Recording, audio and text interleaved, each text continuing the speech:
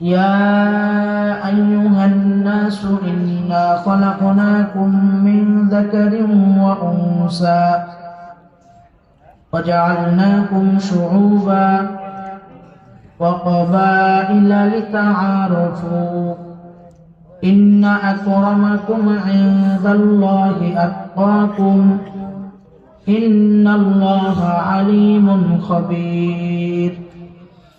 وقال النبي صلى الله عليه وسلم قال من ذكركم بالله رؤيته وزاد في علمكم منطقه وقال من ذكركم بالآخرة عمله.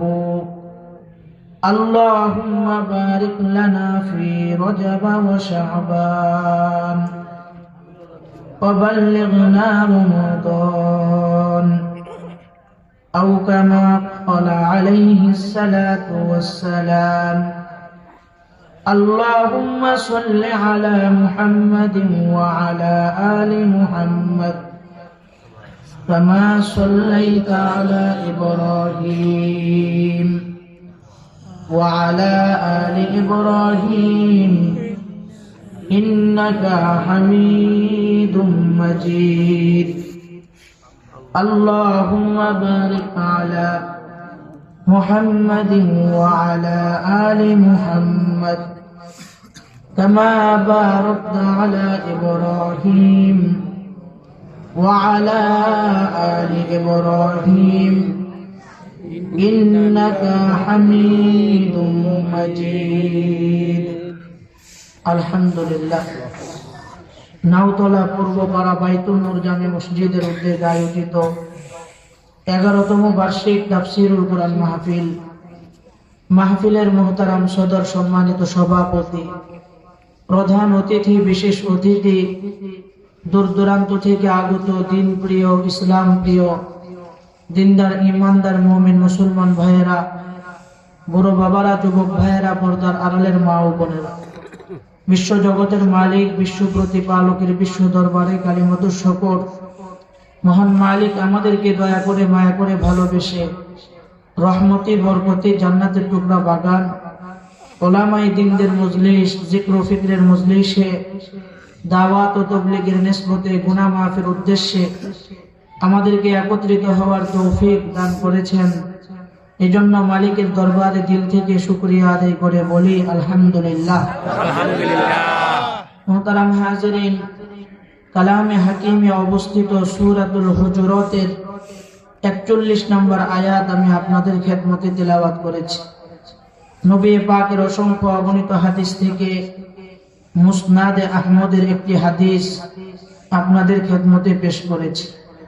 আল্লাহ যদি তৌফিক দান করেন, তেলাওয়াতকৃত আয়াত এবং হাদিসকে সামনে রেখে কিছু কথা বলতে থাকা, বলনেওয়ালাকে ইখলাসের নিয়তে বলার, আমরা যারা শুনবো আমাদেরকে ইখলাসের নিয়তে শোনার তৌফিক আল্লাহ পাক দান করেন। সকলে বলে আমিন।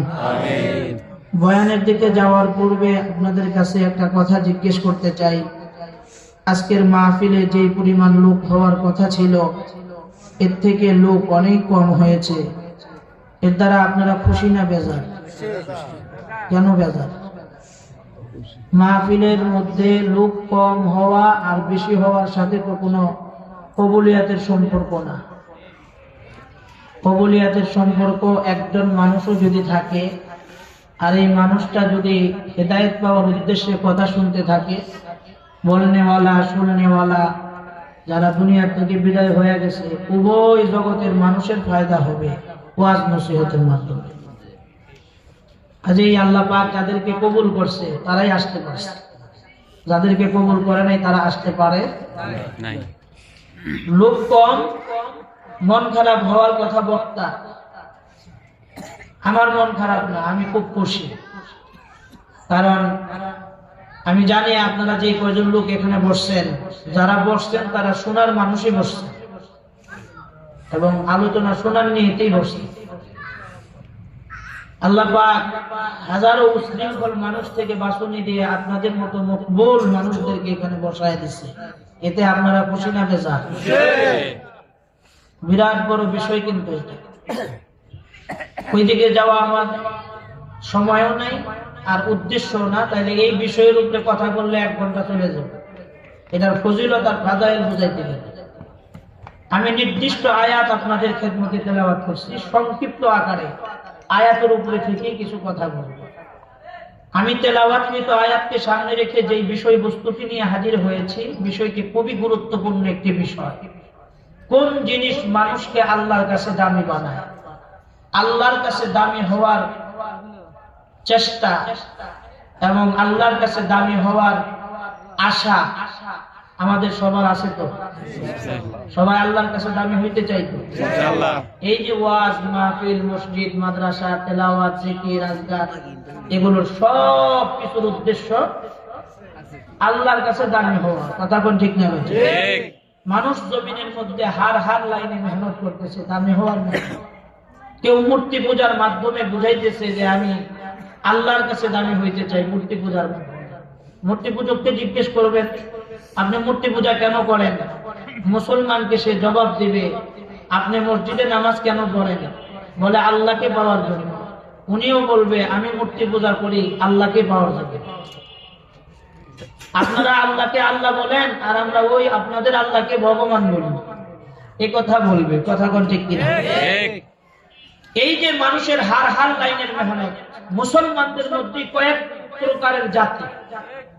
কেউ কবর পূজা করতেছে, কেউ মাজার পূজা করতেছে, কেউ বা পীর পূজা করতেছে, কেউ গাছ পূজা করতেছে, কেউ পৌত্তলিক পূজা করতেছে, কেউ বা আবার সাধু সন্ন্যাসী সেজে জমিনে বিবাহ সাথে সারা, সংসার ছাড়া, ঝামেলা ছাড়া একটা জগতে যায় মেহনত করতেছে। কথা কোন ঠিক না? সবাই যদি আপনি জিজ্ঞেস করেন সবাই বলবে আমাদের মেহনতের মাধ্যমেও আমরা আল্লাহর কাছে দামি হইতে চাই। এই যে হার লাইনের মেহনত, আসলে প্রকৃত পক্ষে কোন মেহনতের মাধ্যমে এবং কোন বিষয়বস্তুর মাধ্যমে আমরা আল্লাহর কাছে দামি হতে পারবো, এই বিষয়টা কুরআন এবং হাদিস থেকে সঠিকভাবে আমাদেরকে নির্বাচন করে বের করা দরকার। কথা কোন ঠিক না? এই বিষয়টাকে সামনে রেখে কথা বলতে থাকবো। সূরাতুল হুজুরাতের 41 নম্বর আয়াত তেলাওয়াত করছি। এই আয়াতের শানে নুজুল যদি আমরা মনে প্রাণে গ্রহণ করতে পারি, আমার আত্মবিশ্বাস আজকের বিষয়টা আমাদের অতি সহজে বুঝে আসবে। শানে নুজুলের দিকে যাওয়ার পূর্বে শানে নুজুল কাকে বলা হয় এটা আগে একটু বোঝা দরকার। শানে নুজুল বলা হয় আল্লাহ পাক কখনো কখনো কোন ঘটনার উপর ভিত্তি করে জমিনে আয়াত বা সূরা পাঠিয়েছেন, আবার কখনো কোনো আমল, কোনো প্রশ্নের উপর ভিত্তি করেও আয়াত বা সূরা পাঠিয়েছেন। যখন যেই প্রশ্ন, যেই ঘটনা, যেই আমলকে কেন্দ্র করে আল্লাহ পাক জমিনে আয়াত বা সূরা পাঠিয়েছেন, ওই ঘটনাটাই, ওই আমলটাই, ওই প্রশ্নটাই হচ্ছে ওই আয়াত বা ওই সূরার শানে। আমি যে আয়াত তেলাওয়াত করছি, এই আয়াত জমিনে পাঠানোর পিছনেও একটা বিশাল বড় একটা ঘটনা রয়েছে। সেই ঘটনাটাই এই আয়াতের শানে। বিশ্ব পয়গম্বর জনাবে মুহাম্মদুর রাসূলুল্লাহ, সকলে বলেন সাল্লাল্লাহু আলাইহি ওয়াসাল্লাম, আল্লাহর নবী এই পৃথিবীতে সর্বমোট হায়াত পেয়েছিলেন 63 বছর। কত বছর? 63 বছর। 63 বছরের হায়াতে জিন্দেগিকে মুহাদ্দিসগণ, মুফাসসিরগণ দুই ভাগে বিভক্ত করেছেন। একটা মাক্কি জিন্দেগি আর একটা মাদানী জিন্দেগি। মাক্কি জিন্দেগির সময় সীমা ছিল নবীজি দীর্ঘ 53 বছর, আর মাদানী জিন্দেগির সময় ছিল 10 বছর। 53 আর 10 মিলে 63 বছর। মাক্কি জিন্দেগির 53 বছর বয়সকে আবার দুই ভাগে বিভক্ত করা হয়েছে। একটা নবুয়তের আগের সময় আর একটা নবুয়তের পরের সময়। নবুয়তের আগের যে সময়টা ছিল, এই সময়ের সময় সীমা ছিল 40 বছর। নবুয়ত পাইলেন 40 বছর বয়সে। আরো দীর্ঘ 13 বছর পর্যন্ত নবীজি মক্কায় রইলেন। 40 আর 13 মিলে 53। বুঝার বিষয় হলো দীর্ঘ 53টা বছর পর্যন্ত নবীজি মক্কায় ছিলেন। এই যে নবুয়তের আগের যে সময়টা, এই সময়ের ভিতরে মক্কার জমিনের এমন কোন কাফের, মুশরিক, ইহুদি, নাসারা ছিল না যারা আপনার আমার নবীকে আল আমিন হিসাবে বিশ্বাস না করে। সুবহানাল্লাহ। শুধু তাই নয়, কাফের মুশরিকদের বহু মাল সামগ্রী আপনার আমার নবীকে আমানতদার মনে করে তার কাছে আমানত রাখে। একটা মানুষ কতটুকু বিশ্বস্ততা অর্জন করতে পারলে একজন কাফেরের মালও নির্দ্বিধায় একজন মুসলমানদের নেতার কাছে মাল জমা রাখতে পারে। তাহলে আমরা কোন নবীর উম্মত? আমাদের নবীটা কেমন ছিলেন? আল্লাহু আকবার। যখনই নবীজির উপরে নবুয়ত চলে আসলো, শুরু হয়ে গেল নবীজির উপরে জুলুম আর অত্যাচার। এই জুলুম আর অত্যাচারের ধারাবাহিকতা এমন ভাবে চলতে লাগলো, শেষ পর্যন্ত নবীকে আর মক্কায় থাকা হলো না। আল্লাহর পক্ষ থেকে সিদ্ধান্ত চলে আসলো, হে নবী, আপনি আজকে এখন এই মুহূর্তে মক্কা ছেড়ে মদিনায় হিজরত করেন। নবীজি একজন সাথীকে সাথে নিয়ে মক্কা ছেড়ে মদিনায় হিজরত করলেন। হিজরতের অনেক লম্বা ইতিহাস। ওই হিজরতের ইতিহাস বলতে গেলে আমি আমার মূল উদ্দেশ্যের দিকে যেতে পারবো না, সংক্ষিপ্ত আকারে বলতেছি। একজন সাথীকে সাথে নিয়ে হিজরত করলেন মদিনায়। সাথীটার নাম কি? সবাই বলেন। আবু বকর সিদ্দিক রাদিয়াল্লাহু তাআলা আনহু। নবীজি একজন সাথীকে সাথে নিয়ে চলে গেলেন মদিনায়। মদিনায় যাওয়ার পরে এই একজন সাথীর সংখ্যাটা আপনারা মনে রাখবেন, এটা আবারও দরকার হবে। নবীজির 1 বছরের মেহনতের বদলতে একজন সাথীর সংখ্যা থেকে সাথীর সংখ্যা দাঁড়ায় গেল 1400। সুবহানাল্লাহ। এবার নবীজি মদিনায় যাওয়ার পরে নবীজির একটা অভ্যাস, নবীজি এবার 1400 মুসলমানদের ইমাম। সুবহানাল্লাহ। ইমামুল আম্বিয়া নবী মুহাম্মদুর রাসূলুল্লাহ সাল্লাল্লাহু আলাইহি ওয়াসাল্লাম। নবীজি ইমামতির পরে মুসল্লিদের দিকে ঘুরে বসতেন 2 ওয়াক্ত নামাজে। কয় ওয়াক্ত নামাজ? ফজর এবং আসর। আমাদের বাংলাদেশের বহু মসজিদের ইমাম সাহেবদেরকে দেখবেন, ইমাম সাহেবরা ফজর আর আসরের পরে কিন্তু মুসল্লিদের দিকে ঘুরে বসে। কথা কোন ঠিক কি? এই যে ঘুরে বসাটা, এটা কিন্তু ইমাম সাহেবদের বানানো কোনো গল্প কাহিনী না। নবীজি বসতেন, ইমাম সাহেবরা নবীজির একটা সুন্নত মুসল্লিদের দিকে ঘুরে বসে আদায় করে। সুবহানাল্লাহ। তো নবীজি কি করতেন? আমাদের ইমাম সাহেবরা তো আমাদেরকে তাসবিহ তাহলিল পড়ায়, জিকির আজকার করায়, মামুলাত শিক্ষা দেয়, সূরা হাসরের শেষ 3 আয়াত পড়ায়, এরপরে আয়াতুল কুরসি পড়ায়, সূরা ইখলাস পড়ায়। নবীজি কি করতেন? নবীজি সমস্ত মামুলাত কমপ্লিট করার পরে নবীজি সাহাবীদেরকে জিজ্ঞেস করতেন, এই আমার সাহাবীরা, তোমরা আজকে রাতের বেলা কে কি স্বপ্ন দেখেছো?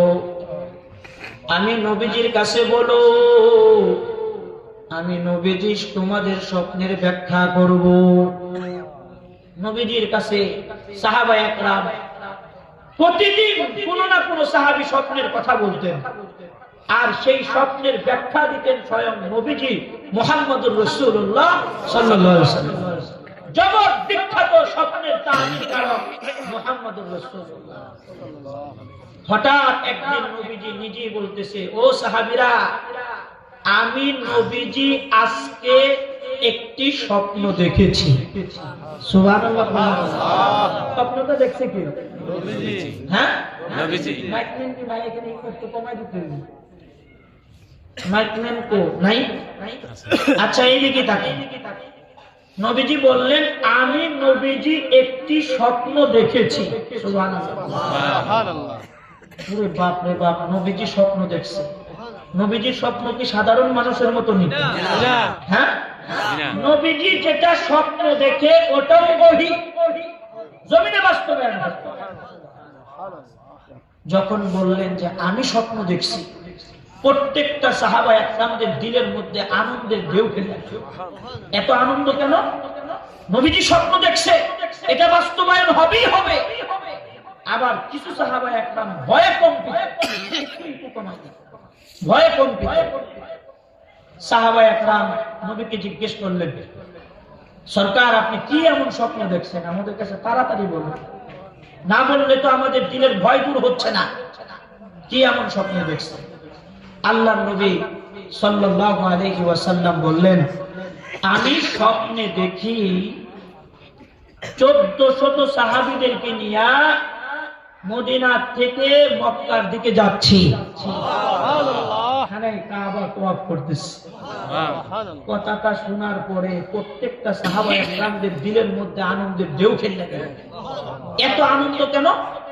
মক্কা বিতাড়িত সাহাবায়ে কেরাম কতদিন হয়ে যায় কাবা দেখতে পারে না, কালো গিলাপ ধরতে পারে না, চুমা খাইতে পারে না। পাথরে কালো গিলাপ কি ধুলা দিয়ে আটকায় আছে কিনা, ময়লা দেয়া আবর্জনায় ভরে গেছে কিনা, কাফেররা পরিষ্কার করলো কিনা। প্রত্যেকটা সাহাবায়ে কেরাম প্রতিদিন প্রতি ওয়াক্ত নামাজের পরে কাবার কথা স্মরণ করতেন আর একটা দোয়া করতেন। এই দোয়াটা আজকে আপনাদেরকে শেখানোর জন্য এই আলোচনাটা শুরু করছি। আমাদের দেশের মানুষ দিনের দিক থেকে এত ছোট হয়ে গেছে, ভালো জায়গার দোয়াগুলো এখন করতে চায় না।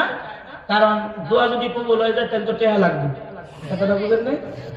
উমরায় গেলে তো কমপক্ষে 4 লাখ, আর হজ্জের জন্য যদি আল্লাহ কবুল করে তাহলে কমপক্ষে 6 লাখ। 6 লাখ টাকা শেষ, এই দরে দোয়াও করে।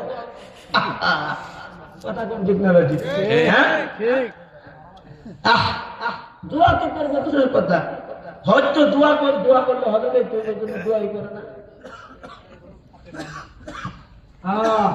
কোন দেশের মধ্যে আমরা আছি? আমাদের হালত কি? সাহাবায়ে কেরাম প্রতি ওয়াক্ত নামাজের পরে দোয়া করতেন, সাহিল সে লাগা দে মেরে ইশক কা সফিনা, साहिल से लगा दे मेरे इश्क का सफीना, या रब दिखा दे मुझे मक्का और मदीना, या रब दिखा दे मुझे मक्का और मदीना। প্রতি ওয়াক্ত নামাজের পরে দোয়া করতেন। আল্লাহ আজকে দোয়া কবুল করে ফেলেছে, সুবহানাল্লাহ। এবার নবীজি সাহাবীদেরকে বললেন, সাহাবীরা আগামী কালকে সকালবেলা প্রস্তুত হও, আমরা সকালের ভিতরেই রওনা দিচ্ছি কাবার দিকে। সুবহানাল্লাহ। আজকে বাস্তবায়ন হয়ে যাবে কালকের ভিতরে। সাহাবায়ে কেরাম আরো খুশি, গাঠি বুসকা গুল করে সবাই রেডি, কাবার দিকে রওনা। এবার মক্কা আর মদিনা এর মাঝবর্তী জায়গা হুদায়বিয়া নামক জায়গা। আসমানের দিকে তাকায় দেখে সূর্য ডুবে গেছে। নবীজি সাহাবায়ে কেরামদেরকে নির্দেশ দিলেন, ও আমার সাহাবীরা, সূর্য ডুবন্ত অবস্থায় রাতের অন্ধকারে মক্কায় ঢোকা যাবে না। যদি এই অবস্থায় আমরা মক্কায় ঢুকি, মক্কাবাসীদের সাথে আমাদের একটা অতর্কিত হামলা তৈরি হতে পারে। সেই হামলার মধ্যে নিরীহ মা বোনেরা নির্যাতিত হতে পারে, শিশু বাচ্চারা নির্যাতিত হতে পারে। আমি নবীজির মাধ্যমে এমন একটা বর্বরচিত কাজ সংগঠিত হবে, এটা হতেই পারে না। সুতরাং তোমরা এখানে বসে পড়ো, আমি নবীজির 5 মিনিটের একটা বক্তব্য শুনো। আমি নবীজি তোমাদের উদ্দেশ্যে 5 মিনিট বক্তব্য পেশ করব। সমস্ত সাহাবায়ে কেরাম জমিনে বসে পড়লেন। আল্লাহর নবী 5 মিনিটের বক্তব্য দিলেন। ও আমার সাহাবীরা শুনো, আগামী কালকে সকালবেলা আমরা একজন দূত মক্কায় পাঠাবো। দূত মক্কায় যাবে অনুমতি আনার জন্য। অনুমতি দিলে আমরা মক্কায় ঢুকবো, অনুমতি না দিলে কেউ আমরা মক্কায় ঢুকবো না। আবার সোজা হুদায়বিয়া প্রান্ত থেকে মদিনার দিকে চলে যাব। সাহাবায়ে কেরাম নবীজির বক্তব্যটা খুব সুন্দর করে মনোযোগ সহকারে শুনলেন। এবার দূত নির্বাচন করা শুরু করলেন। দূত বানায়া কাকে পাঠানো যায়? আল্লাহর নবী সাহাবীদের দিকে নজর করতেছে। নবীজির নজর শুধু বারবার উমরের দিকে যায়। জিজ্ঞেস করতে চাই, গরম সাহাবী না নরম সাহাবী? কেমন গরম? যার হাতের আঙ্গুলের ইশারায় বাঘে ছাগলে এক ঘাটে পানি খেত, যার ধমকে নীল নদের পানি ভরা বন্ধ হয়ে যায়। কেমন? ও মুসলমান, কি বোঝাবো, কি ওয়াজ করবো তোমাদের? কেমন স্বর্ণযুগের মানুষ ছিল খলিফাতুল মুসলিমিন ওমর। যখন খলিফা মদিনার দিকে পাহাড় থেকে আগুনের গোলা আসতেছে, আগুনের গোলা, মদিনায় আগুন আক্রমণ করবে, খলিফাতুল মুসলিমিন ওমর আগুনের সামনে গিয়ে দাঁড়িয়েছে।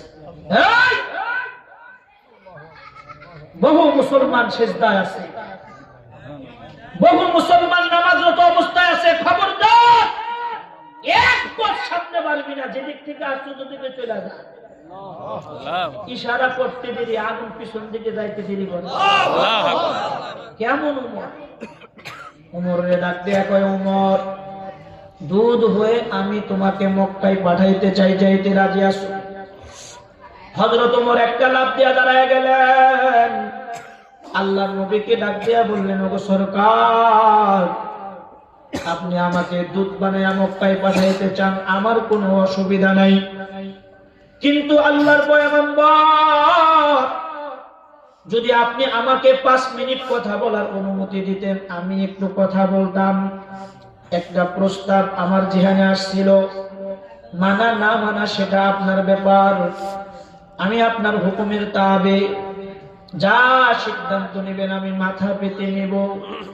তবে আমি আপনার 5 মিনিটের বক্তব্যের মধ্যে যেটা বুঝতে পারলাম, আপনি কোনো যুদ্ধ চান না, আপনি কোনো দাঙ্গা হাঙ্গামা চান না, আপনার মাধ্যমে কেউ নির্যাতিত হোক এটা আপনি চান না, আপনি শান্তির নবী।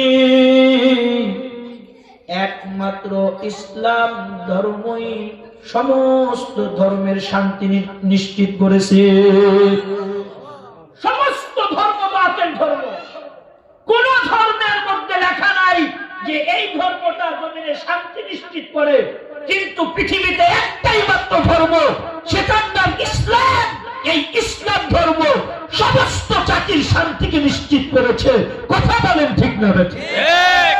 কিন্তু বড় আজীব মাসআলা, আমাদের দেশের কিছু দাদাবাবুদের লাল চামড়ার কুত্তাদের দালালেরা আমাদের এই দেশের হিন্দু সম্প্রদায়দেরকে বোঝায় যে ইসলাম যদি ক্ষমতায় আসে হিন্দুরা শান্তিতে বসবাস করতে পারবে না। কথা কোন ঠিক না? আরো জোরে আওয়াজ দিয়ে কথা বলতে হবে ঠিক। ইসলামই একমাত্র শান্তির ধর্ম, ইসলামী শান্তি জমিনে প্রতিষ্ঠিত করছে এবং সমস্ত ধর্মের নিরাপত্তা নিশ্চিত করছে একমাত্র ইসলাম। কথা কোন ঠিক না? নবীজির চিন্তা ভাবনা দেখেন। হ্যাঁ, যদি আমরা ঢুকি তাইলে নিরীহ মা বোন, সে কাফের হোক, হিন্দু হোক, বৌদ্ধ হোক, তার উপরে তরবারি ছুটতে পারে, নিরীহ মা বোনেরা নির্যাতিত হতে পারে, শিশু বাচ্চারা নির্যাতিত হতে পারে। কত সূক্ষ্ম জানাকে নবীজি বক্তব্য দিলেন, আর উমর সেই বক্তব্যের পাল্টা রিপিট একটা প্রস্তাব করলেন। উমর আবার কেমন? আল্লাহ! হযরত ওমর বললেন, ইয়া রাসূলুল্লাহ, আমি আপনার বক্তব্যের মধ্যে যেটা বুঝতে পারলাম, আপনি কোনো যুদ্ধ চান না, দাঙ্গা হাঙ্গামা চান না, আপনি শান্তির নবী, আপনি সবার ভিতরে শান্তি চান। আর আমি এমন একজন উমর, আমাকে যদি আপনি মক্কায় পাঠান, আমি আবু সুফিয়ানের কাছে অনুমতি আনার জন্য যাব। আবু সুফিয়ান যদি অনুমতি না দেয়, কোন মায়ের বুকের দুধ খেয়া বড় হয়েছে আমি এটা দেখতে ছেড়ে দেব। আমি এমন একজন উমর, আমার দ্বারা আপোষ মীমাংসার কাম খুব কম হয়, আমার দ্বারা সত্তর বাড়ির দ্বারা ফয়সালা হয়। সুবহানাল্লাহ। সুতরাং আল্লাহর পয়গম্বর, আমি বুঝে শুনে দেখলাম আমাকে পাঠাইলে যুদ্ধ আরো বড় করে লাগার আশঙ্কা রয়েছে, সুতরাং আমাকে পাঠানোর দরকার নাই।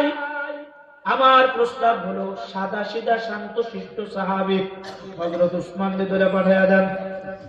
যারে গুতা দিলেও কিছু কয় না, সুবহানাল্লাহ, ধাক্কা দিলেও কিছু কয় না, মারলেও কিছু কয় না, ঘুষি দিলেও কিছু কয় না, গায়ে পড়ে কেউ ঝগড়া করতে আসলেও ঝগড়া করে না। সুবহানাল্লাহ। শান্তি প্রিয় উসমান। যেই উসমানের মাল খায়া কাফের পর্যন্ত বাঁচছে, কাফেররা বাঁচছে, মুনাফিক বাঁচছে, মুসলমান বাচ্চা উসমানের মাল খায়। অনেক লম্বা ইতিহাস। উসমান কেমন মকবুল ছিলেন, কেমন মকবুল ছিলেন। হাসরের ময়দানে উসমানের ব্যাপারে সাক্ষী দিবে স্বয়ং কুরআন দাঁড়ায়া। কোরআনের প্রতিটি পাতা উল্টাবে আর বলবে, ইয়া আল্লাহ, আমার এই কোরআনের পাতায় উসমানের কল্যাণ রক্ত পড়েছে। উসমানকে যতক্ষণ পর্যন্ত জান্নাতের ফয়সালা না দেওয়া হবে ততক্ষণ পর্যন্ত আমি কুরআন এক কদম সামনে বাড়বো না। সূরা আল্লাহু আকবার। উসমানের ব্যাপারে সাক্ষী কথা হবে কুরআন। একটা লাভ দিয়ে খাড়া হয়ে গেছে। নবীজি খালি ইশারা করছে উসমানের দিকে, উমরের প্রস্তাবের পরে হযরত উসমান একটা লাভ দিয়ে দাঁড়ায় গেছে। পয়গম্বর, আমি দুধ হইয়া মক্কায় যাইতে রাজি আছি। আবার কি কয় জানেন নবী? আমি লিখিত আকারে গ্যারান্টি দিচ্ছি, আমি উসমানকে পাঠাইলে কোনো যুদ্ধ লাগার আশঙ্কা নাই। সুতরাং আপনি নির্দ্বিধায় আমাকে পাঠাইতে পারেন। এই উসমানের জায়গায় যদি 17 কোটি মুসলমানের এই মাটির কোন মুসলমান হইতো, তাইলে আমরা কত চিন্তা ভাবনা করতাম, হুজুর আপনি একটু বহেনে দেখায়, মার লোকে বুঝতে আসি, বাবার লোকে বুঝতে আসি, আত্মীয় স্বজন অনেকে আছে, এদের লোক একটু বুঝতে শুনতে বিকেল বেলা আপনার খবরটা জানা মনে জানুন কি জানুন না, কথা কোন ঠিক না? বুঝতেছে যে মক্কায় ঢুকলে আমার মৃত্যু হতে পারে, আমাকে জবও করতে পারে, আবার আমি শহীদ হয়ে গাজী হয়ে ফিরতেও পারে। এটা জানার পরেও একবারের জন্য চিন্তা করে নাই যে আমি বুঝবো কি বুঝবো না, দাঁড়া লাভ দেয়া নবীরে আরো নিশ্চিত করতে। পয়গম্বর, আমি লিখিত আকারে গ্যারান্টি দিচ্ছি, আমারে পাঠাইলে কোনো যুদ্ধ লাগবে না। পাঠান আপনি আমাকে। মাশাআল্লাহ।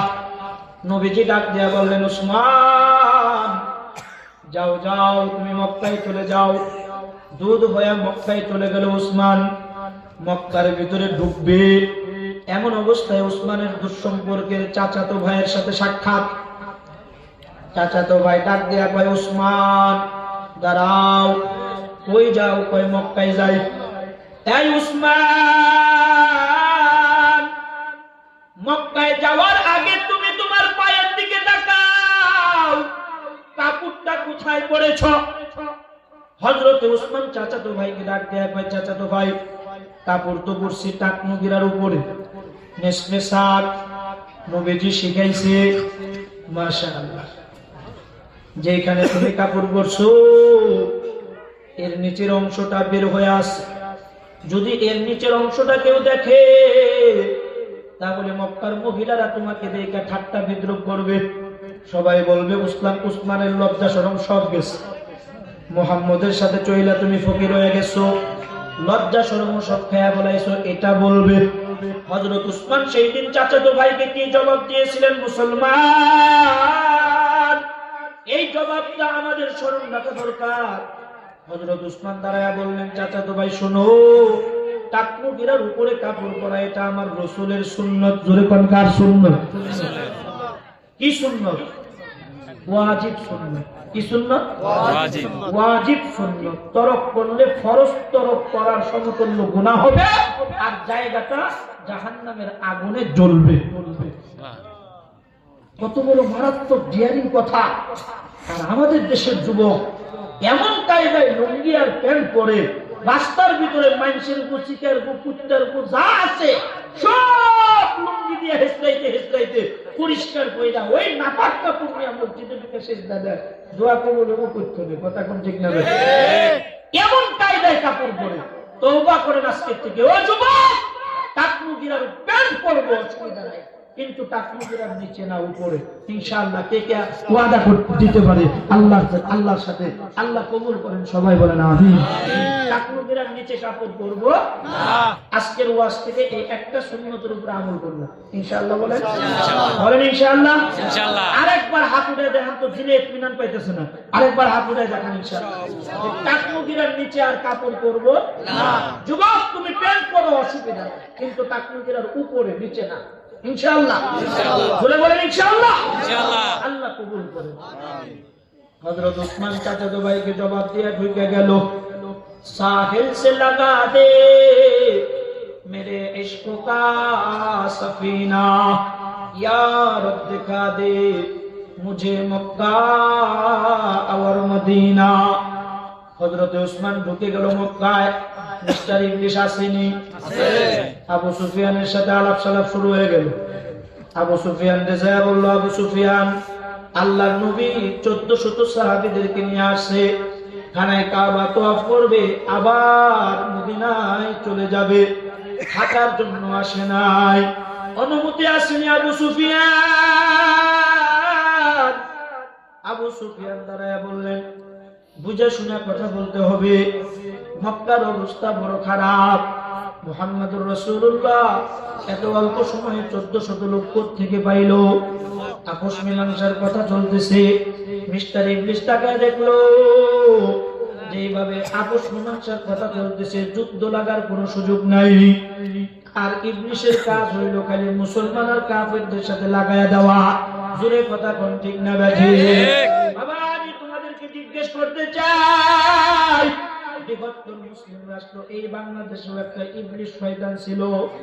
আমগর দেশের ইবলিশ শয়তানটা এখন কই আছে জানেননি? আমগর দেশেও একটা ইবলিশ শয়তান আছে।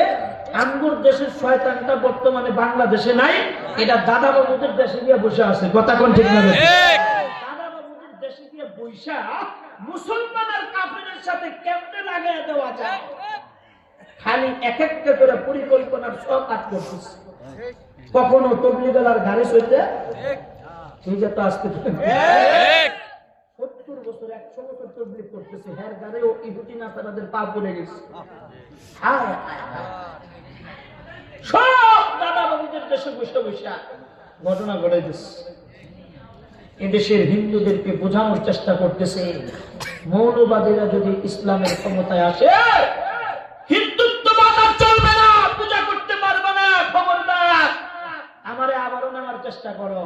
এজন্য দেখবেন জায়গায় জায়গায় ওই গোপালগঞ্জে একটা আন্দোলন হইতেছে, ওই ঠাকুরগাঁয়ে একটা আন্দোলন হইতেছে, ওই বাংলাদেশের তাঁতিবাজার হিন্দু সম্প্রদায়ের হয়ে একটা মিছিল হইতেছে, মানে হিন্দুরা একটু মাথা চারা দিতেছে। কথা কোন ঠিক না? এই যে মাথা চারা দেওয়াটা এটা কিন্তু তাদের বুদ্ধিতে হইতেছে না, আমগর দেশের মিস্টার ইবলিশের বুদ্ধিতে হইতেছে। আমগর দেশের ইবলিশটার যে আপনারা বাগায়া দ্বিতীয়বার দেশ স্বাধীন করছেন, আবার কোনোদিন মানে হ্যার ভিতরে একটা আশা হইল যে আবারও কোনোদিন আমগর হাতে ইসলাম এই দেশটা আসবে, ইসলামের পতাকা আসবে। এই কথাটাও সামনে আসতেছে তফসিরে। সুবহান।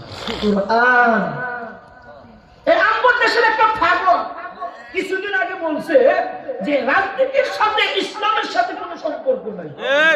নাউজুবিল্লাহ। আগামী বছর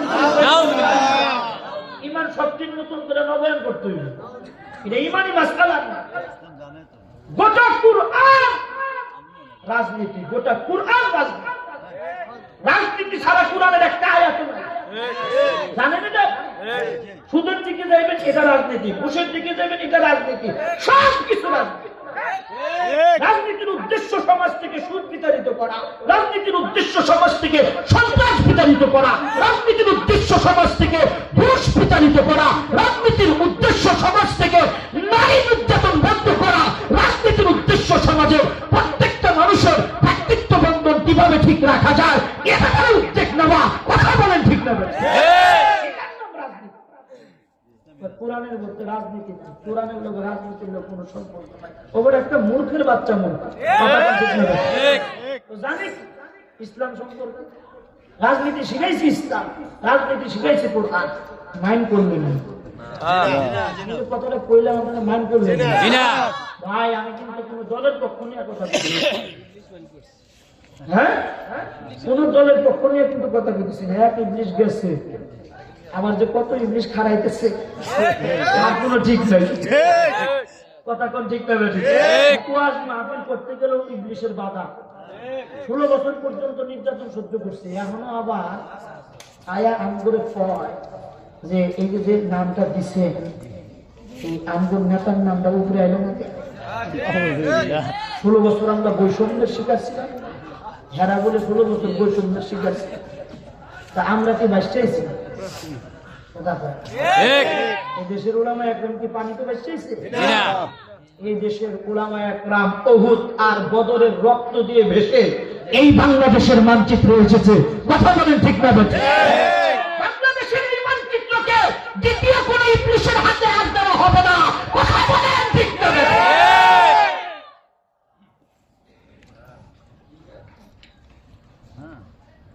আমরা বাঁচতেছি এই দেশে। হ্যাঁ, এক ইবলিস চালাইছে 16 বছর পর্যন্ত। ভালো হইতে পয়সা লাগে না, সোজা হয়ে যান, পরামর্শ দিয়ে গেলাম। এদেশের উলামা একরাম যেইভাবে সিদ্ধান্ত নেয়, উলামা একরামের সিদ্ধান্ত মেনে নেন, সবার কপাল ভালো হবে। কথা কোন ঠিক না? তকদির ভালো হবে। আর নয়তো বা তকদির বড় খারাপ। জেলখানায় আটকায় রেখে কেউ কিছু করতে পারে নাই, বের হইছে বীরের মতো। কথা কোন ঠিক না? বের হইছে। যে সমস্ত জেল জুলুম আমরা আকাবিররা করছে, আমাদের নবীরাও করছে, বহুত নবীরা জেল খাচ্ছে। দানিয়েল আলাইহিস সালাতু ওয়াস সালাম 40 বছর পর্যন্ত জেলখানায় ছিল। কত বছর? 40 বছর। সুবহানাল্লাহ। কত বছর? 40 বছর জেলখানায় থাকতে বাদে নবুয়তের দলিল নিয়ে জেলখানা থেকে বাইরে হইছে। সুবহানাল্লাহ। কত বছর? 40 বছর। সুবহানাল্লাহ। জেলখানায় আটকায় রাখবেন বেশি করে, বড় বড় নেতার সার্টিফিকেট নিয়ে বাইরে। কথা কোন ঠিক না? এটা আমাদের আকাবিরদের শিক্ষা, নবীদের শিক্ষা। জেল না খাটলে বড় নেতা হওয়া যায় না, জেল না খাটলে বড় ওলি হওয়া যায় না। জেল খাটলে নবীরা নবুয়তের দলিল নিয়ে বাইরে হইছে। দানিয়েল আলাইহিস সালাতু ওয়াস সালাম 40 বছর জেল খাটছে। 40 বছর পরে জেলখানার ভিতরে হেরে নবুয়ত দান করছে। সুবহানাল্লাহ। সুবহানাল্লাহ। অনেক লম্বা ইতিহাস। এই দিকে গেলে আমি মূল উদ্দেশ্য ছুটতে আমার আরেক দিকে যাবো, সামনের দিকে দেখেছি। আমগর মিস্টার ইবলিশটা এখন কই আছে জানেননি? দাদা বাবুর উদ্দেশ্যে। ইবলিশের কাম হইল খালি মুসলমান আর কাফেরের সাথে কেমনে লাগায় দেওয়া যায়, এই বুদ্ধির সব আট করতেছে। কথা কোন ঠিক না? ওই মক্কার জমিনের ইবলিশটাও মাথা নষ্ট, সর্বনাশ। এবারে এত কথা কইতেন খাইছে একদম দান, একদম দান। একজন বুঝমান মানুষ গিয়ে তাদেরকে বুঝায় দেয়, একজন বুঝমান মানুষ গিয়ে তাদেরকে বুঝায় সরায় দেয়। একটু জিকির করেন, লা ইলাহা ইল্লাল্লাহ, লা ইলাহা ইল্লাল্লাহ, লা ইলাহা ইল্লাল্লাহ, লা ইলাহা ইল্লাল্লাহ, লা ইলাহা ইল্লাল্লাহ, লা ইলাহা ইল্লাল্লাহ, লা ইলাহা ইল্লাল্লাহ, লা ইলাহা ইল্লাল্লাহ, লা ইলাহা ইল্লাল্লাহ, লা ইলাহা ইল্লাল্লাহ, লা ইলাহা ইল্লাল্লাহ। জোরে জোরে জোরে জোরে আওয়াজ দিতে বলুন, লা ইলাহা ইল্লাল্লাহ, লা ইলাহা ইল্লাল্লাহ, লা ইলাহা ইল্লাল্লাহ, লা ইলাহা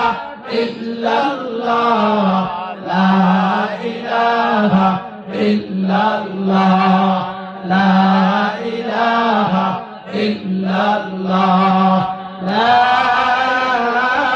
ইলাহা ইল্লাল্লাহ, মুহাম্মাদুর রাসূলুল্লাহ।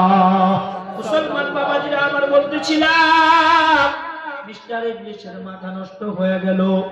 সব আলোচনা হইতেছে, মীমাংসা, যুদ্ধ লাগার তো কোনো আশঙ্কা দেখি না। এবার মানুষের রূপ ধারণ কইরা আল্লাহর নবীর তাঁবুর কাছে চলে গেল। বাবা নবীজি তাঁবুর ভিতরে শোয়া, রাত বাজে 12টা। নবীজির তাঁবুর কাছে বসে বসা মিস্টার ইবলিশ ঘুম ঘুম করে কান্না শুরু করছে। আল্লাহর নবী বড় অবাক হয়ে গেল। সবাই তাঁবুর ভিতরে ঘুমায়া রইছে, আমার তাঁবুর সামনে বসে কে কাঁদে কে কাঁদে। আল্লাহর নবী তাঁবুর ভিতর থেকে বাইরে হইয়া তাকায় দেখে একটা জলজন্ত মানুষ আল্লাহর নবীর তাঁবুর কাছে বসে কাঁদে। আল্লাহর নবী লোকটাকে জিজ্ঞেস করলো, কিরে ভাই, কোন তাঁবুর ভিতরে কি তোমার জায়গা হয় নাই? তুমি এখানে বসে বসে কেন কাঁদো?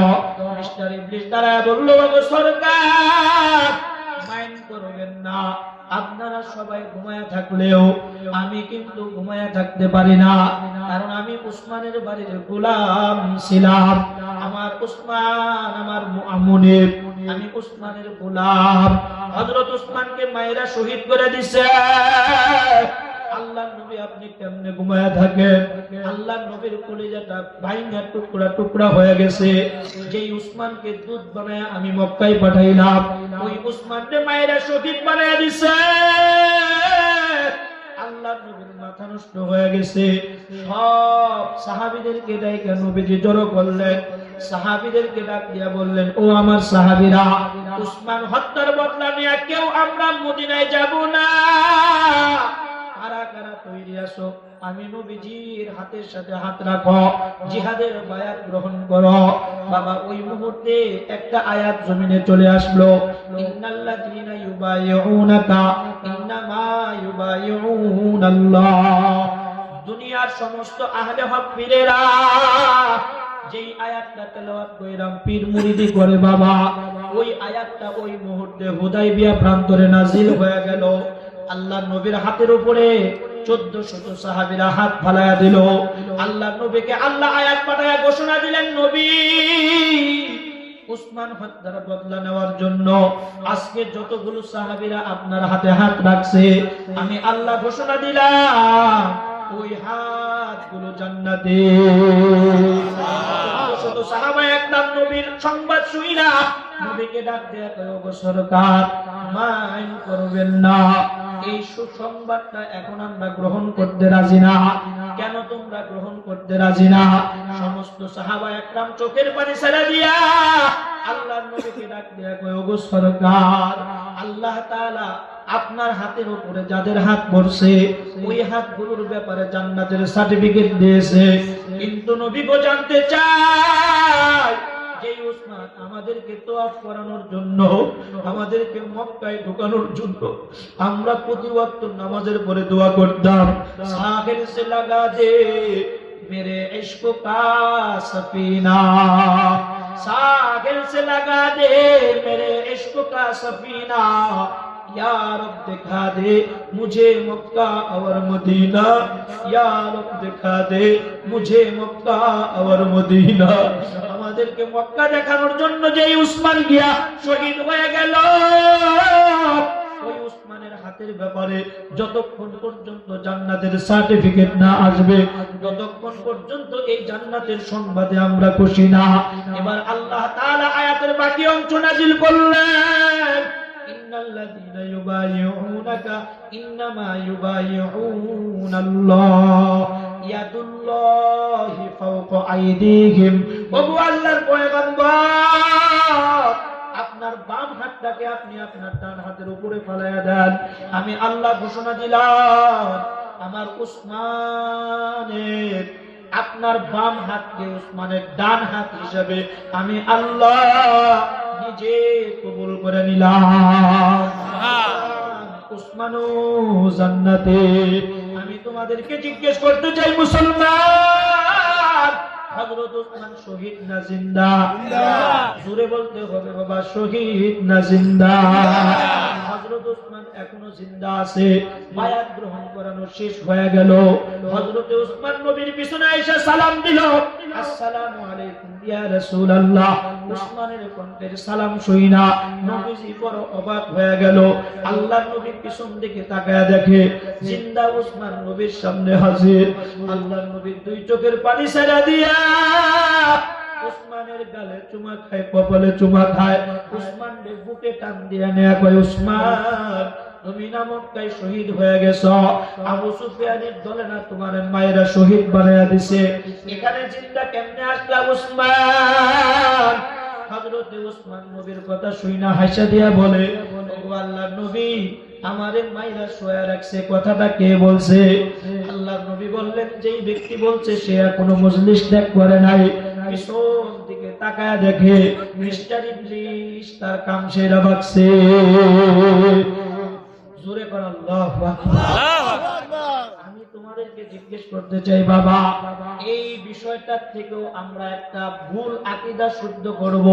আমাদের এই সমাজের কিছু মানুষ আছে যাদের আকীদা হলো আমাদের নবীজি গায়েব জানে। আছে না নাই?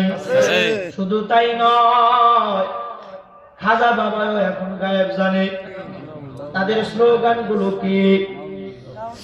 পানির তলে মোমের বাতি, বাউ বাতাসে নিবে না, আল্লাহু কয়া জিকির করলে নামাজ রোজা লাগে না।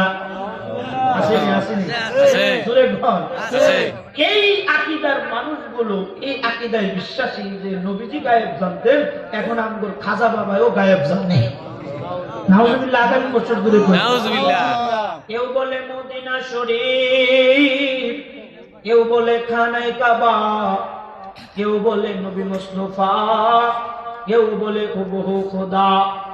কেউ বলে মদিনা শরীফ, কেউ বলে খানায় কাবা, কেউ বলে নবী মুস্তাফা, কেউ বলে হুবহু খোদা। পানির তলে মোমের বাতি, বাউ বাতাসে নিবে না, আল্লাহু কয়া জিকির করলে নামাজ রোজা লাগে না।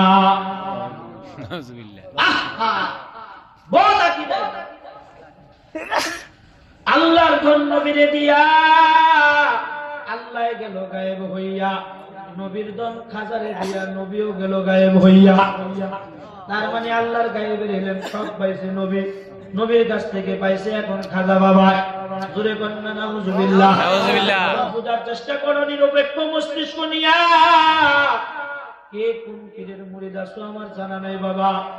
পীরের মুরিদ হওয়ার কারণে কেউ কেউ জান্নাতি হবে, আবার পীরের মুরিদ হওয়ার কারণে আকীদার কারণে কেউ কেউ জাহান্নামী হবে। এই জন্য বাবা সোহবত অনেক বড় জরুরি একটা বিষয়। যার তার সাথে মুহাব্বতের সম্পর্ক লাগাইতে নাই, যাকে তাকে মুহাব্বত করতে নাই।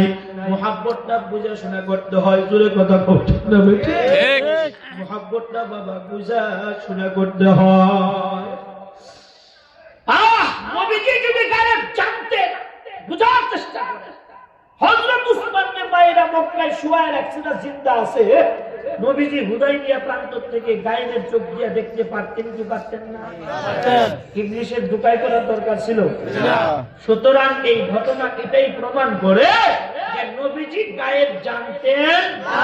যেখানে নবীজি নিজেই গায়েব জানতেন না, সেখানে খাজা বাবার তো কোনো পাত্তাই নেই। কথা কোন ঠিক কি? আরো জোরে আওয়াজ দিয়ে বললে একটু খুশি হয়ে যাবে। কথা কোন ঠিক কি না? কত আকীদার মানুষ যে আমাদের সমাজে আছে। বাস আবু সুফিয়ান, কেউ কথা না বলি, বাবা বসে পড়েন।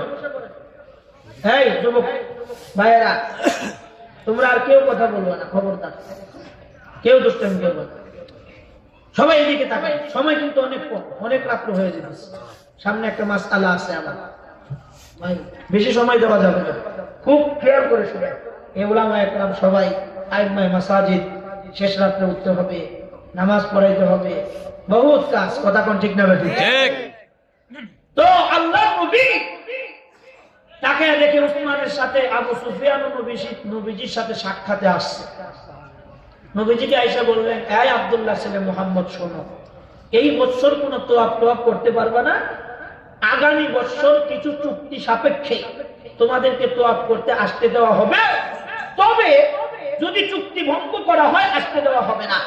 চুক্তির 1 নাম্বার পাতায় লেখা থাকবে তোমার নাম আর আমার নাম। তোমার নামটা শুধু লিখতে হবে, আব্দুল্লাহর ছেলে মুহাম্মদ লাগাইতে পারবে না। হযরত ওমর আসেনি? আছে। কথা কয় না? আছে। ওমর আসেনি? আছে। গরম সাহাবী না নরম সাহাবী? গরম। একটা লাফ দিয়া খাড়া হয়ে গেছে। নবীজি আর আবু সুফিয়ানের মাঝখানে খাড়ায়া কয়, নবী, ওমর কিন্তু অন্তরি বাচ্চা আছে। আল্লাহ আকবার। আগে বলছেন ও নবী, ওমর বাচ্চা থেকে থাকতে কাফেরের সাথে চুক্তিতে আবদ্ধ হয়ে আপনি কাবা তোয়াফ করবেন, আমি উমর বাচ্চা থাকতে এটা কখনো হতে দেব না। আমি উমর চ্যালেঞ্জ করলাম, বিনা চুক্তিতে কাবা তোয়াফ হবে।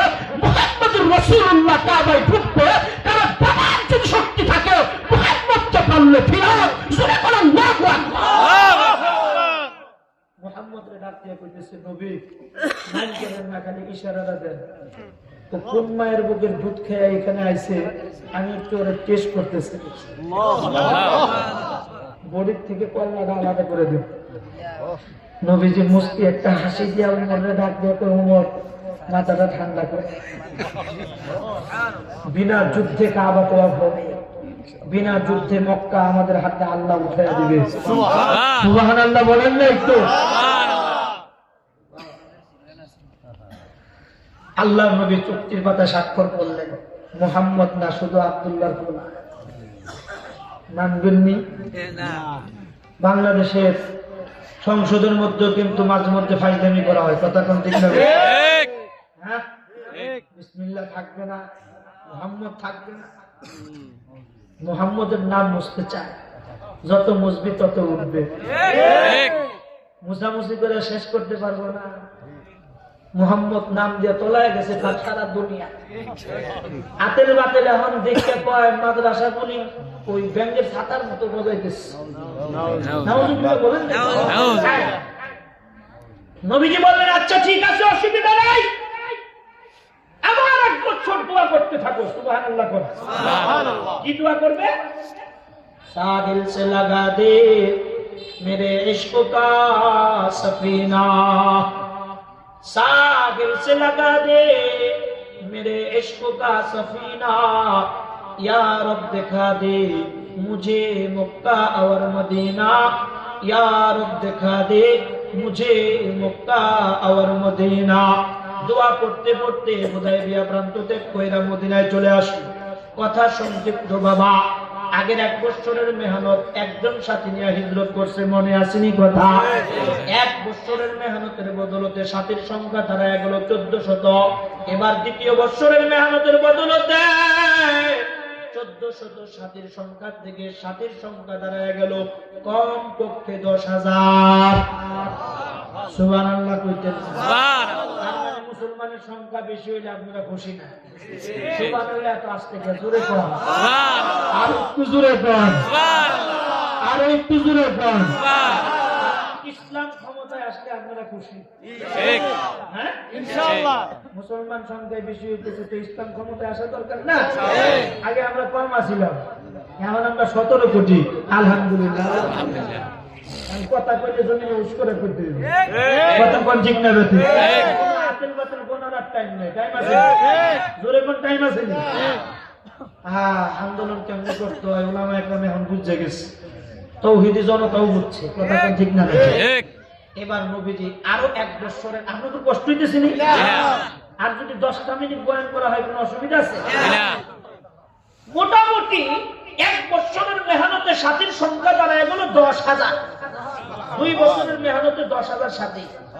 এবার নবীজি হিজরতের 2য় বছর 10,000 সাহাবী নিয়ে কাবার দিকে রওনা হলেন। হুদায়বিয়া প্রান্ত ত্যাগ করে একেবারে কাবার কাছাকাছি চলে গেছে। আজকেও আসমানের দিকে তাকায় দেখে সূর্য ডুবে গেছে। নবীজি সাহাবীদেরকে বললেন, সাহাবীরা সবাই বসো, গুরুত্বপূর্ণ কথা আছে। কি কথা? দেখো সূর্য ডুবে গিয়েছে। ওই দিনের মতো 1 বছর আগের মতো আজকেও তো মক্কায় ঢোকা যাবে না, সবাই তোমরা এখানে বসো, কিছু কথা আছে আমার। হযরত ওমর আসেনি? একটা লাভ দিয়ে খাওয়া গেছে। নবীরে ডাক দিয়ে, নবী আপনার কাছে একটা কথা জিজ্ঞেস করতে চাই। কি কথা? ও পয়গম্বর, আজকেও কি আপনি বলবেন বক্তব্যের শেষে যে অনুমতির প্রয়োজন আছে? সুবহানাল্লাহ। নবীজি উমরের কথা শুনে উমরকে ডাক দিয়া কয়, উমর শোনো, সাফ কথা, পরিষ্কার কথা, নবীজির বক্তব্য শোনো।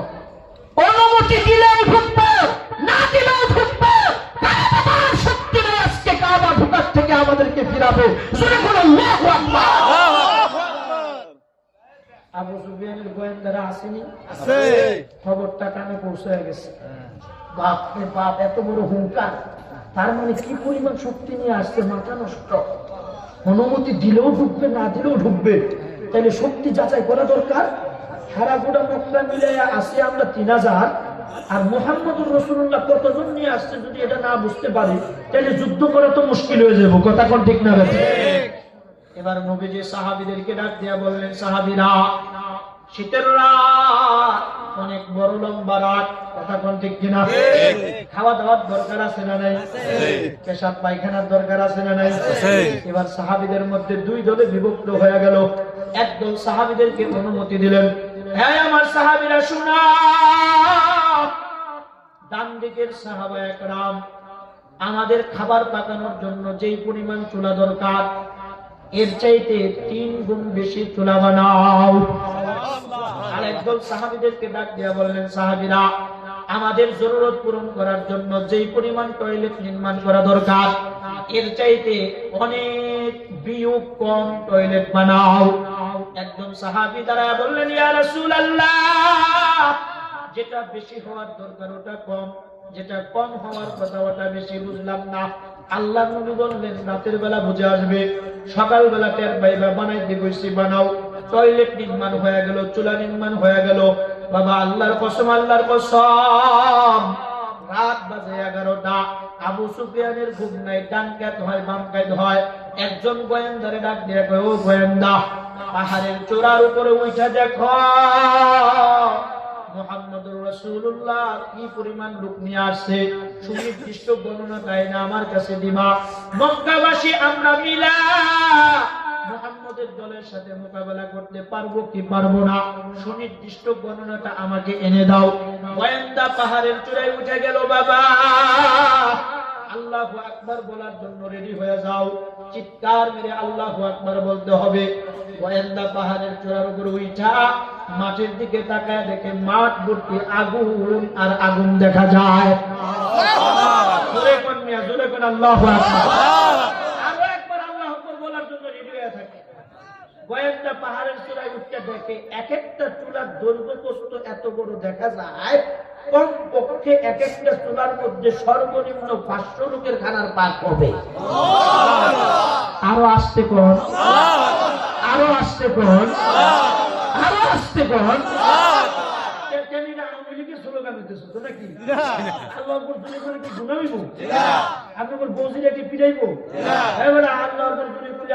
পরামর্শ না করে এরকম কোন কথা টথা আসেনি। একটু জোরে কোন আল্লাহু আকবার। কমপক্ষে সর্বনিম্ন 500 লোকের খানার পাক হবে। যেই পরিমাণ চুলা ময়দানে দেখা যায়, গোয়েন্দা রিপোর্ট করলো এক একটা চুলার মধ্যে পাক দিলাম 400, ধরলাম 100। যেই পরিমাণ চুলা ময়দানে আছে, এক একটা চুলার ভিতরে যদি কমপক্ষে 100 লোকের খানার পাক হয়, চুলা অনুসারে ময়দানের লোক হবে কমপক্ষে আনুমানিক 50,000 লোক নিয়ে এসে কত? 10,000। গণনায় খাই কত? 50,000। আবু সুফিয়ানের কাছে যায়, কই বাঘের গল্লা জীবন হারাইতে রাজি না, তুমি যুদ্ধ করো না, আমি ভাগলাম। আবু সুফিয়ান কোন কি আমার কাছে না মুহাম্মদের, নুন টুন সব রাখো। বাঘের গল্লা জীবন হারাইতে রাজি না, কারণ মুহাম্মদ বন্যা দিচ্ছি টুকটা টুকটা, এক একটা চুলায় 500 লোকের খানার পাক হবে। বাদ দিচ্ছি 400, সর্বনিম্ন ধরছি 100। 100 লোকের খানার পাক যদি ধরি, ময়দানে যে পরিমাণ চুলা আছে এই পরিমাণ চুলা অনুসারে কমপক্ষে 50,000 লোক আছে। বিশ্বাস না হয় আমার পরে আরেকজন পাঠাইয়া দেখো। আতিনেতা ফাতিনেতা সবার পাসপোর্ট আর ভিসা কমপ্লিট। আমাদের দেশের মিস্টার ইংলিশ বাগার আগে আতিনেতা ফাতিনেতা পাসপোর্ট কমপ্লিট করে রাখছে। জোরে কথা কোন ঠিক না? পাসপোর্ট ভিসা সব কমপ্লিট, একজন একজন করে বাগা শুরু করছে। মাশাআল্লাহ। এবার রাত বাজে 3টা। আমি জিজ্ঞেস করতে চাই, রাত যখন 3টা হয় কোন নামাজের ওয়াক্ত আসে? আচ্ছা বলেন তো, তাহাজ্জুদ নামাজের সময় সবাই কি তাহাজ্জুদ পড়ে? এক এলাকার মধ্যে 100-র মধ্যে 20%, ইস্তেমার বাদেও 100-র মধ্যে 20%, ধরলাম 20%। চরমনার ময়দানে 100-র মধ্যে 20%, 80% ঘুমায়। কথা কোন ঠিক না? রাত বাজে 3টা, নামাজ হলো তাহাজ্জুদের সময়। গোয়েন্দা নির্বাচন করছে 2 জনকে ডাক দিয়ে কখন আগের গোয়েন্দা আমার লোক একটা সিটারি করছে, বাটপারি করছে, ও গাঁজা খেয়ে হিসাব করছে। মোহাম্মদ 2 বছরে 50,000 করতে পায়, আমার বিশ্বাস হয়। ঘুম হারাম হয়ে গেছে, তোরা 2 জনে যাবি, পুরস্কার আছে। একটা গণনায় যেন ভুল না হয়। গোয়েন্দা সুন্দর করে হিসাবটা আমার কাছে দিবি। যা গোয়েন্দা এবার 2 জন পাহাড়ের চূড়ার উপর আল্লাহ আকবার বলার জন্য রেডি হয়ে থাকে। এবার কিন্তু আস্তে আল্লাহ আকবার করলে হইতো না, জোরে কইতে হইল। পজিশন নিয়ে বসে থাকেন। পাহাড়ের চূড়ার উপর উঠতে দেখে এক একটা টয়লেটের সামনে বিশাল বড় বড় লাইন। আর একটু জোরে কোন আল্লাহ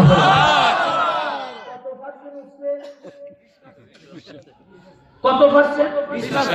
20% লোক উঠার কারণে এক একটা টয়লেটের সামনে যদি এত বড় বড় লাইন হয়, গোয়েন্দা 2 জন একজন আরেকজনকে হয় 80% তো তাবুর ভিতরে আছে। তাইলে তাবুর ভিতরে 80% আছে এত, আর টয়লেটের সামনে 20% আছে এত। তাবু আর টয়লেট মিলায়া আনুমানিক ময়দানে লোক হবে কমপক্ষে 52,000। আল্লাহ আকবার। আগামী বছর ধরে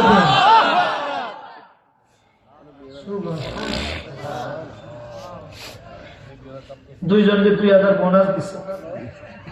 আবু সুফিয়ানের কাছে যায় কয়, কথাটা আগে বলছিলাম ভিসা পাসপোর্ট কমপ্লিট করে রাখছি, আমি ভাগলাম, তুমি যুদ্ধ করো। কত হাজার? কমপক্ষে 52,000। 2 জনে গোয়েন্দা কমাইতে পারি নাই, 2000 বাড়ছে। আগের জনকে গোয়েন্দা পাঠিয়েছিলেন হে আমকর চাইতে অঙ্কে বেশি বড় মাস্টার, একলা গোয়েন্দা 50,000, আর আমরা 2 জনে গোয়েন্দা বেশি পাওয়া। আবু সুফিয়ানের ঘুম শেষ। এবার মক্কার আতিনাতা ফাতিনাতা ভিসা পাসপোর্ট কমপ্লিট করে কেউ পাহাড়ের গুহায় বুড়িরে চিনেননি? বুড়িরে হ্যাঁ, ও ডাক্তি মুস্কা গুল করে বাঘা শুরু করছে। মুহাম্মাদুর রাসূলুল্লাহ বুড়ির গাঁটটিটা মাথায় নিছে। বুড়ি মারে ডাক দিয়া কই, মা কই যাইবা? ওই মুহাম্মাদের যন্ত্রণায় টিকতে পারলাম না, পাহাড়ের চূড়ায় নিয়ে যাও। মুহাম্মাদুর রাসূলুল্লাহ বোঝা মাথায় নিয়ে পাহাড়ের গুহায় চলে গেছে। বোঝাটা নামায়া মাথাটা টান টান করে খাড়াইছে। যারা মুহাম্মাদের চেহারা দেখছে বুড়িরে ডাক দিয়া কই, বুড়ি আজকে তোরে মেরে ফেলামু। যার বুককে দেশ সারলাম তারে সাথে সাথে করে নিয়ে আইছো। বুড়ি একটা চিৎকার দিয়া কয়, এটাই যদি মুহাম্মদ হয়, ভুলের মধ্যে ছিলাম, আর 1 সেকেন্ড দেরি করবো না, কালেমা পড়ে মুসলমান বানাও।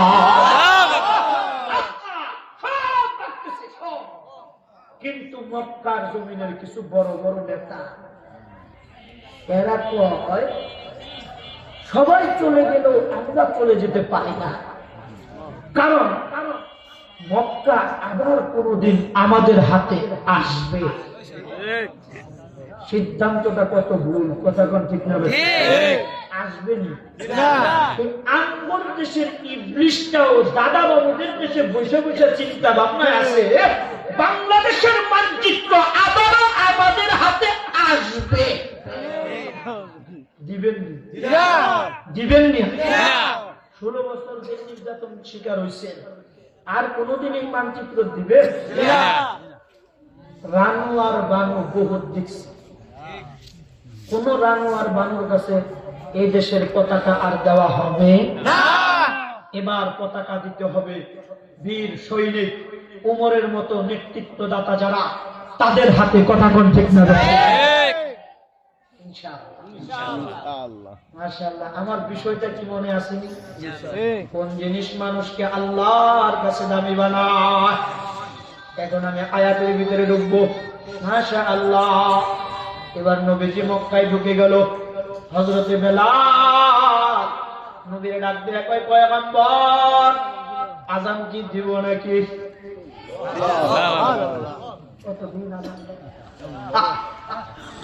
আল্লাহ নবী চোখের পানি ছাড়া কয়, বেলাল দেরি কইরো না, তাড়াতাড়ি আযান দাও।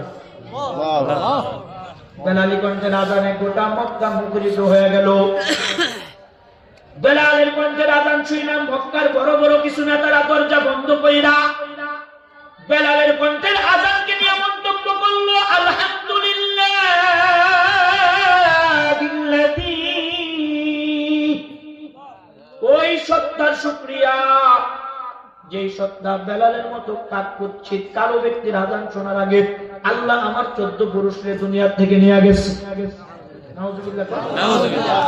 আরেক নেতা ডাক দিয়া কয় আলহামদুলিল্লাহিল্লাযী বেলালের মতো নির্বংশ টুকলা ব্যক্তির আযান শোনার আগে আল্লাহ আমার 14 পুরুষকে দুনিয়া থেকে নিয়ে গেছে। দুইজনে দুইটা মন্তব্য কইরা বড় নেতা আবু সুফিয়ানের কাছে চলে গেছে। আবু সুফিয়ানকে গিয়া বললেন, আবু সুফিয়ান, আমরা দুই নেতা দুইটা মন্তব্য করছি বেলালকে নিয়া, এবার তুমিও একটা মন্তব্য করো। আবু সুফিয়ান কয়, না না না, আমি কোনো মন্তব্য করতে পারবো না, কারণ আমি ভালো করে জানি আব্দুল্লাহর ছেলে মুহাম্মদ এবং তার সাথীদের ব্যাপারে জমিনে দাঁড়ায়া মন্তব্য করতে দেরি হয়। আল্লাহর পক্ষ থেকে মন্তব্যকারীদের ব্যাপারে লিস্টি জমিনে আসতে আর দেরি হয় না। মন্তব্য করছো না, সকালে চারটা পাইলা, কারণ আমি তো মেয়া বিয়া দিছি। যদি আমার খবর জানে যে আমি মুহাম্মদের ব্যাপারে মন্তব্য করছি, তাহলে খারাপ আমার মেয়ারে তালাক দিই। সুতরাং আমি কোনো মন্তব্য করতে পারবো না, তোমরা করছো করোগা। বাস বেলালের মন্তব্য, বেলালের আযানকে নিয়ে মন্তব্য করছে, বেলালকে কাক বলে গালি দিছে, কুচ্ছিত বলে গালি দিছে, তুত্তা বলে গালি দিছে, নির্বংশ বলে গালি দিছে। আল্লাহ বিষয়টা সহ্য করতে পারে না। সাথে সাথে আল্লাহ পাক মন্তব্যকারীদের 14 পুরুষের বংশ আর গোষ্ঠী কুত্তা নাম ধরে ধরে আল্লাহ আয়াত পাঠিয়ে দিছে। সুবহানাল্লাহ কইতেন না একটু? ইয়া আইয়ুহান নাস ইন্না খলাকনাকুম মিন যাকারিন ওয়া উনসা ওয়া জাআলনাকুম শুউবা ওয়া ক্বাবাইল। ও দুনিয়ার মানুষেরা, ইয়া আইয়ুহান নাস, শুধু ঈমানদার না, শুধু কাফের না, মুশরিক না, ইহুদি না, নাসারা না, দুনিয়ার জমিনে যত মানুষ আছে সবাইরে ডাক দিয়া কয় ইয়া আইয়ুহান নাস। এই কে উঠতেন না, আলোচনা